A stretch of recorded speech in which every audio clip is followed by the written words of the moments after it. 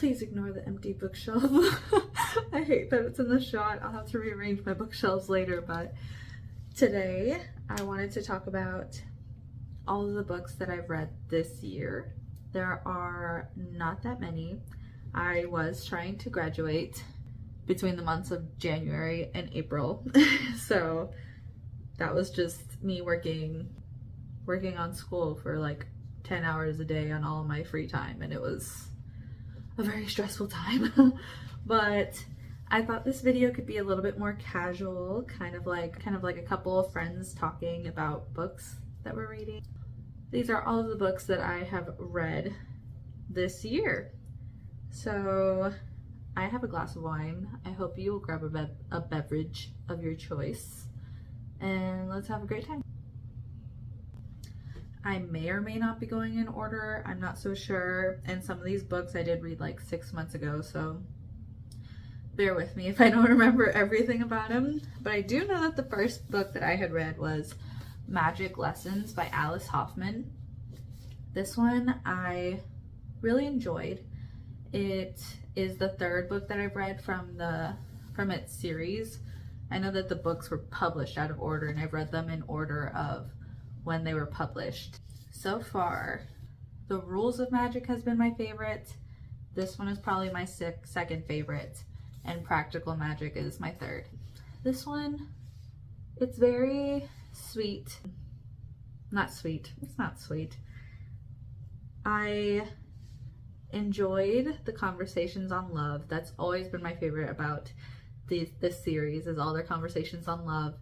And I enjoyed the characters, getting to understand where the curse came from that didn't let any other Owen women be able to love. So the rest of the series is about the Owen family, and they're all women. So the Owen women and how they are cursed to never fall in love. And this is the story where that originated, and you get to know Mary Owen and why she put that curse on the rest of her family. And it's really beautiful. It was just a little bit too slow paced for my personal taste. I still enjoyed it. I just know that I did get a little bit bored towards the middle, which isn't the best, but I enjoyed the characters in the story. I do believe I gave this one 4 stars. If not, I gave it 3.5 or something like that. But yeah, I do recommend the series. I do think it's just really cozy and emphasizes on love between family, and so I think it's really sweet in that way. I think that's what I meant by sweet, is whenever they talk about love between family. Like this one's more of a mother-daughter relationship, and the other ones are more like sibling relationships. So I did enjoy this one a lot. And then let's see if I can go kind of in order.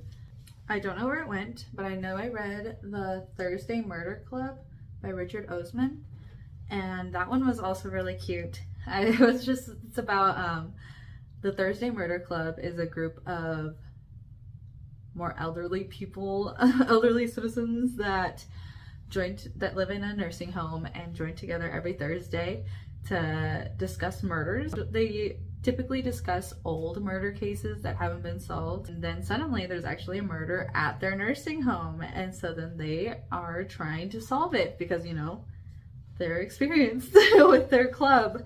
And it was really sweet. Also a little bit more so slow paced for my taste, but I still bought the sequel, and I'm definitely going to read the sequel. It's really cute. The characters are very lovable, and they're all very distinct. And yeah, I don't remember how many stars I gave it, probably around 3 or 4 again, but it was super cute, and I do recommend it. I might have had a little bit too high expectations for it, and maybe that's why I thought it was a little bit too slow paced. I thought it was gonna be more exciting and more, but it was very realistic. I think that's where I got mixed up. It is very realistic, and kind of the way that it would have gone if they were in a nursing home. These aren't like some badass super elderly citizens or anything like that. They're pretty average people, you know, and so it is very realistic, but it's super cute. And there's that, it's that one. And I do know I read 2 of the Zodiac Academy books. I was going through a time. I needed junk food kind of books. I needed to just fly through them. I needed to not think too much. I think I read both of these while I was supposed to be working on school, for sure. And I ended up just binging these 2 books. I think I finished one, and then like I was in the middle of it. No, I think I started over. Yeah, I finished books 2 and 3, and now I'm in the middle of book 4. And that was during that time period. I just binged these books, and they can get pretty chunky. And I don't really have many thoughts or comments on these books. They are just junk food for me. It's a pretty guilty pleasure kind of thing. If you don't know, they're about 2 twin sisters who discover that they are princesses in a fantasy world. They go to this school where they have to learn how to control their powers before they can take control of the kingdom. And this school has powers of elemental powers with fire, earth, water, sun, air. And they also have orders, and so each person specifically can turn into like Pegasus or a vampire or a dragon or whatever, and they have to fight for the throne almost from the 4 heirs. And so like there's 2 girls against these 4 guys, and it's all very dramatic, and it's just like watching Vampire Diaries kind of vibes, and they keep denying their feelings for each other, and it's annoying in that sense, but it's very entertaining. I have a great time with it. So those are the Zodiac Academies. Okay, next. The Inheritance of Orquidea Divina. This one was really beautiful. I actually enjoyed this one a lot. So the grandma, Orquidea Divina, is about to pass away, and so she calls for all of her family to join. She gives them their inheritance, and they're very unexpected kind of inheritance. And then years later, after they've all drifted apart again, there is a figure that's trying to destroy the family, and they're going after them. This book is borderline fantasy, borderline magical realism. I never could really tell, which I love. I love it when books do that, where it's pretty fantastical. I think it says it on the inside flap that when Orquidea dies, she turns into a tree. It's really beautiful. I really love the writing style, and I love learning the backstory, and it's someone who just wanted to make something of herself, and how those choices ended up affecting the future generation. Yeah, I really enjoyed it. I think also this one I gave about 4 stars, maybe more, 4.5.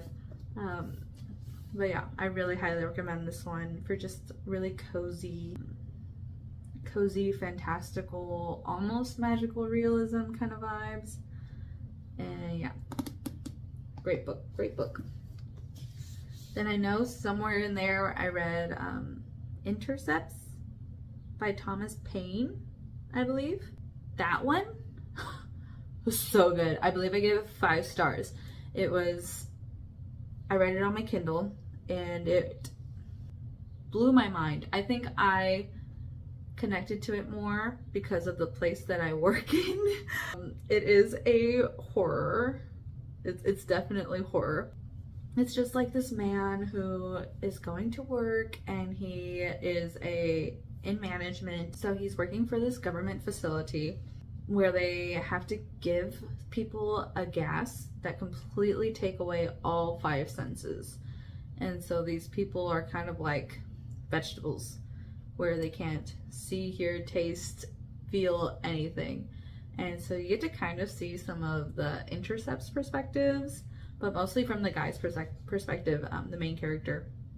And he works for this government facility, like I said, where they have very few resources, but they still have to come out with the same results, and he just feels pressure to keep everything together, and then suddenly things start going crazy, and he is the one responsible for trying to handle the situation. And it just kind of reminded me of my job. I work in a production plant, and so it's a lot of, you know, do the best with what you can, and having all the pressure to make sure that everything works out perfectly. And it was just so jarring to see how badly everything went for this guy. I mean, it was of course an extreme situation, but I think I connected with it, with management in a very strict workplace kind of thing. It was insane, and it kept me on my toes. I was so obsessed with this book, and it was all I could think about for a long time. Even now, I feel like my heart's beating a little faster because of this book. It was so good. Everybody read it, especially if you can relate to that kind of setting. It just, like, wow, it speaks volumes. It spoke volumes to me, at least. Yeah, I want to get other people from my work to read it. That's that one. I loved it. 5 stars. Fantastic. And then I read The Painted Girls by Cathie Marie Buchanan. This one was really beautiful. I read a lot of slower paced books this year, which is interesting. Maybe that's why I'm in the mood for more fast-paced books now. Now that I'm looking back, I'm like, wait. Yeah, this one is set. When is it set? In 1878 Paris. And this is set during the time when girls could either go to the ballet to make money or go to the laundromat to make money, or, like, you know, laundromat or prostitution, like when women didn't have that many options. And so this is a family of 4. Yeah, a family of 4, a mother and her 3 daughters. And this is mostly from the perspective of the daughters, because the mother's a drunk, and how they try and survive through this ballet and what options they had if they couldn't make it through the ballet. And it talks about sacrifice and love, actually. Like, they were each selling themselves in different ways, and it was really heartbreaking but hopeful, and how they had to stick together to make it work, and what happened when they didn't. It was very heartbreaking. I remember that. Really enjoyed this. There's like newspaper clippings and dual perspectives, and so I thought that really helped with the story. But yeah, great book also. And then I know I read The Writing Retreat by Julia Bartz. This one was okay. Right now I'm thinking, I don't know what I officially gave it on Goodreads or anything, but right now I'm feeling like it's a 2.5, 3-star kind of book. It is like the main character's once-in-a-lifetime chance to go to a writing retreat with her favorite author of all time, the favorite like horror author of all time. And this one, I think that if you're a writer, maybe you'll enjoy it a lot more, but I myself do not enjoy writing very much. I've never really given it a shot, but I felt like I couldn't connect in that way. And yeah, then she goes to this writing retreat with 4 other girls. Some things don't add up. This mansion that they stay at is supposedly haunted, and things start going awry. The author is just a little bit crazy, and then a lot of things start happening. But yeah, I just feel like the ending, the big plot twist didn't hit me as hard, probably because I'm not a writer. So I just felt like this wasn't written for me. I'm not the targeted audience. It was twisty, kept me on my toes. I really enjoyed the writing style, but it just wasn't my favorite. And I think I did get a little slumpy in the middle. I was just like, it took me a while to get through this book. I didn't really connect with it very much. And I did like the kind of nightmarish, dream world kind of feeling that it gave you. I did enjoy the writing style a lot, and the atmosphere. The atmosphere was really spooky, but the plot is just where it kind of lacked for me a little bit.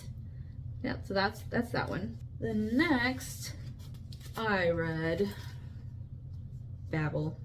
I'm gonna say Babel. I read Babel by R.F. Kuang, and I am not happy to say that I was very disappointed by this book. There's nothing wrong. I love the writing style. The writing style is what kept me going for all of these pages that I got through. Okay, I started tagging at the beginning. I was so excited. I had very high expectations, of course. And then I kept going on with it, and I did enjoy where it was leading. I enjoyed the plot twists and the story and the characters, but I just thought it was too long. I just thought there was so much in here that did not need to be in here. It could have been so much shorter. For the last 100 pages, I just read the last page of the last 5 chapters, or whatever, however many chapters there were.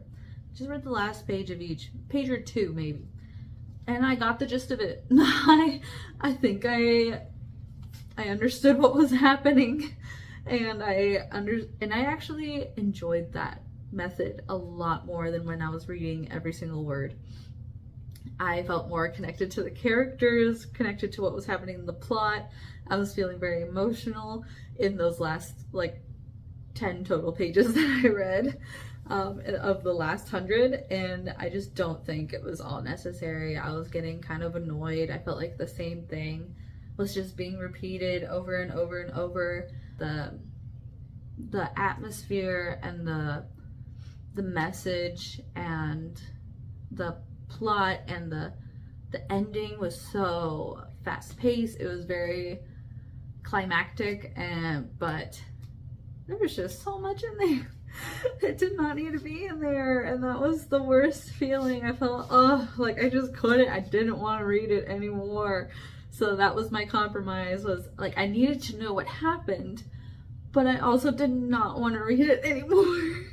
And so that was my compromise, was that I just read the last pages of the chapter. Very sad to say that I did not enjoy it as much as I should have, that I thought I could have. But yes, I think that one I gave 2 stars. It's the wine talking, guys. Don't get mad at me. It's just the wine. Then, after I was very disappointed with that one, I picked up a 5-star read. Dawn by Octavia Butler. This one was amazing, and it did it in 280 pages. It was so good. It was so good. So this one is about humans. It's the end of the world.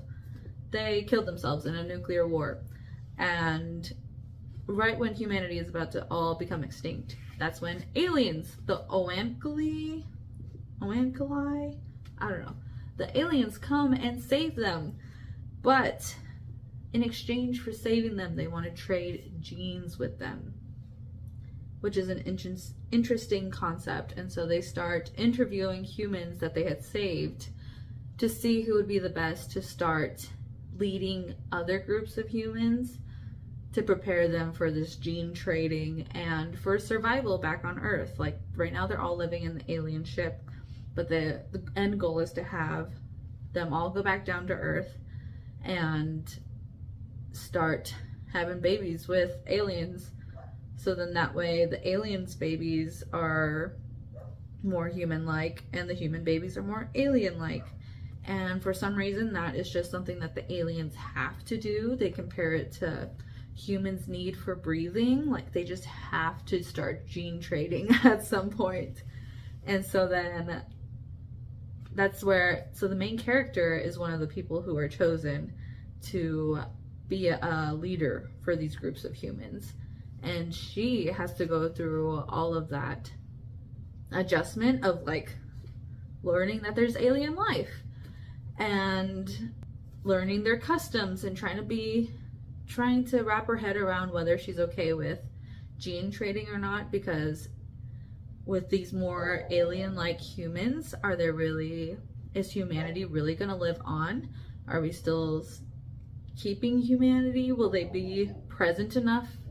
Or is this really the end of humanity either way? And then you get to learn more about this alien race, and they are so interesting. They're so different, so unique. The aliens actually think that they know more about humans than the humans do. And so you just kind of are looking at their actions and you start questioning whether that's really true or not. It talks about gender, race, consent, humanities. Like, it almost has a Lord of the Fly kind of vibe. And yeah, it's so good. I'm so excited that I got to read this book. And it's a trilogy, so I have to immediately go. I'm gonna go pick up the rest of the series tomorrow, actually. Absolutely 10 out of 10 recommend this. It's sci-fi, but it's so approachable. It's not difficult sci-fi at all. This is the best thing I've done all year long, was this one. So yes, then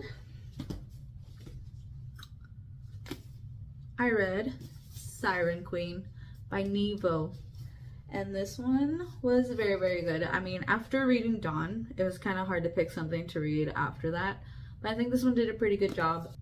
It's about an Asian American girl who always wants to do something bigger and better. And she starts acting and she gets into that world. And this one is more, I think it's considered a fantasy book. And it's also kind of like the inheritance of Orquidea, Divina. It's got that same kind of like magical realism fantasy vibe where the rest of the world is very realistic, just like our world, but with these fantastical elements. And I think these fantastical elements could have been described better. We could have been delved into some of that more. I feel like it wasn't explained the best some of the time, but other than that, there's a lot of other fantastical elements that I think really help develop the story more and help describe how cutthroat the acting, movie making industry is. And so that's just her. She ends up getting bigger and bigger, and she decides to go outside of the norm of what it was. This has taken place in 1930s. I believe it's 1930s Hollywood. And so most of the female characters are maids, or they have a funny accent, or they end up like fainting all the time, and they're like the same kind of wimpy female characters, and she didn't want to be that. This is sapphic, and so she discovers herself in so many different kinds of ways. She grows as a character. It's dark, and you can see people either trying to escape this industry or get deeper into it and trying to play into it, but she is like trying to beat it almost, but also she's very scared of it. And I don't know, I just really enjoyed the characters. I love this cover too. I think that she just looks so entrancing, and like that's the perfect vibe of what the book is, and I loved it. I did enjoy it a lot. I think I gave it about 4 stars. And that's my most recent read. But yeah, let me sit up. I hope you guys enjoyed this video. I had a lot of fun. I like that it was a bit more casual. So thank you for listening to me rambling on about these books that I've been holding in my opinions for so long. So I'm sorry if it was too long, but I hope you enjoyed, and I hope you come back. And I'll continue to make these videos for you guys as much as I can. And I hope you have a great rest of your day or night or whatever time it is. And I'll see you soon. Bye.